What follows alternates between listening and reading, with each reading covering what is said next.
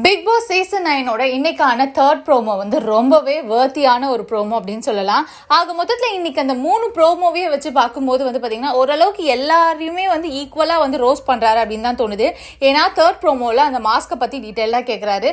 அந்த மாஸ்க்ல யார் யார் இவங்களை தூக்கணுன்றதை யார் யார் முடிவு பண்ணா, எதை வச்சு இவங்களை தூக்கலாம்னு முடிவு பண்ணீங்கன்னு விஜய் சேதுபதி கரெக்டான ஒரு கேள்வியை கேட்கிறாரு. அதுக்கு ஹவுஸ்மேட்ஸ் எல்லாருமே இதுக்கு மாஸ்டர் மைண்ட் சபரியன் கனி அப்படின்றவங்கள தான் சொல்றாங்க. நம்ம எல்லாருக்குமே தெரியும் இவங்க 2 பேரோட இன்ஃப்ளூயன்ஸ் தான் ஒருத்தரையா அவங்க தூக்குனாங்க.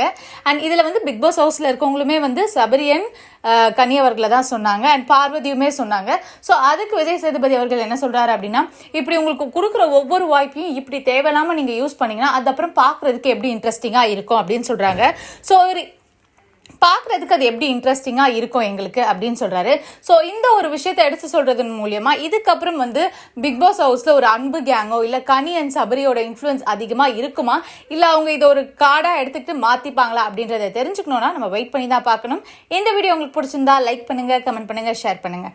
மறக்காம சேனலுக்கு சப்ஸ்கிரைபையும் பண்ணிடுங்க.